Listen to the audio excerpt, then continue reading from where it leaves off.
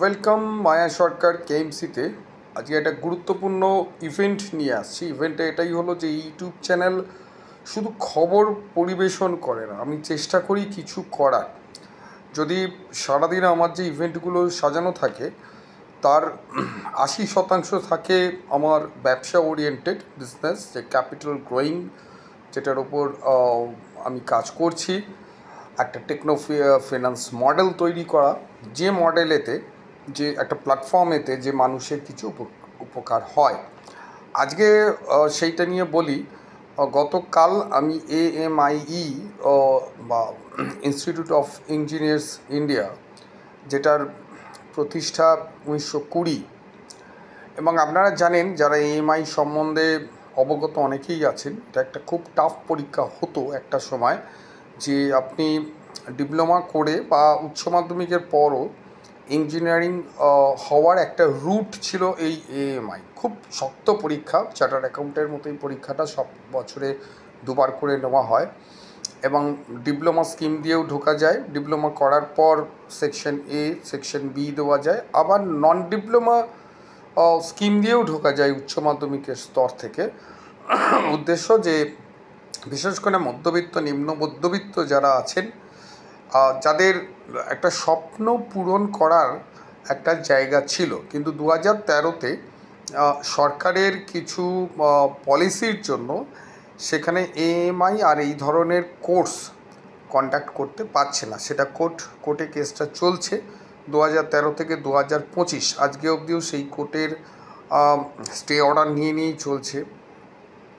তো যারা এদের মধ্যে এনরোলমেন্ট করেছিল 2013-তে, তারা এখনও পরীক্ষা দিয়ে যাচ্ছে, তাদেরটা বৈধ বলে ঘোষণা করেছে কোর্ট, মানে যারা যদি পাস করতে পারে। কিন্তু নতুন করে কাউন্সিলর কোনো রেজিস্ট্রেশন নিচ্ছে না, সেকশন A বা সেকশন Bতে রেজিস্ট্রেশন নিচ্ছে না।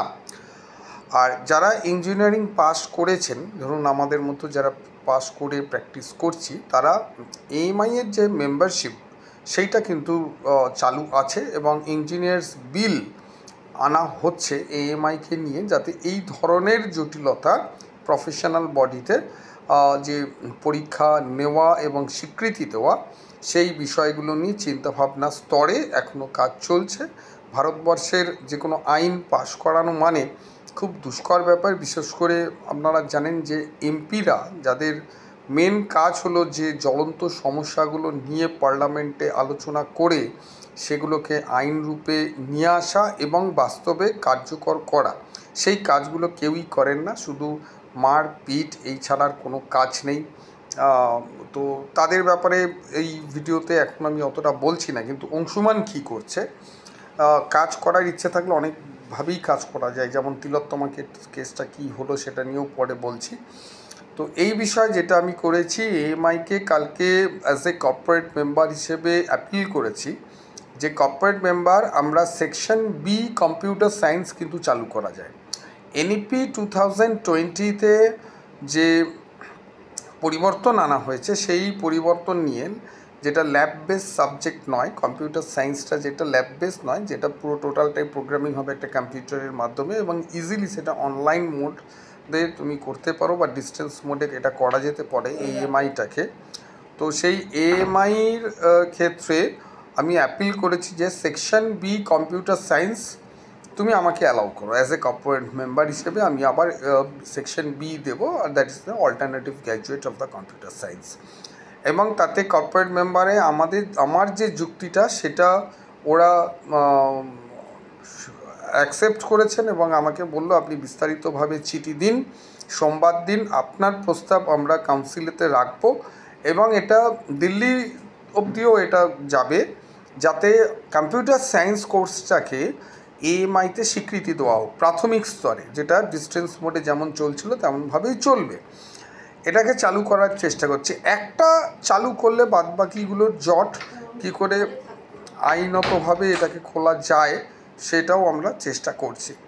তো এটা বলার উদ্দেশ্য যে আপনারা এই ইউটিউব চ্যানেলটাকে সাবস্ক্রাইব করে রাখুন। আমি শুধু কী হচ্ছে ঘটনার বিবরণ অন্যান্য মিডিয়ার মতো করি না, আমি যেটা করি যে এক্সিকিউশনটা হচ্ছে সবচেয়ে বড় বিষয়।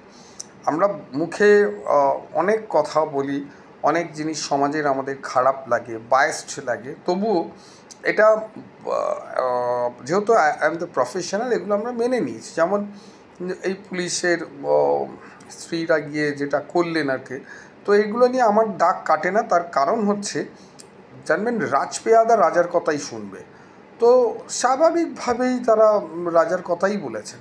তো যাই হোক, আমি পরের মানে এপিসোডগুলো কি আসছে এইটা নিয়ে কতটা চালু করা যায় কি না কম্পিউটার সায়েন্সে, যদি আমি অ্যাডমিশন নিতে পারি তাহলে একটা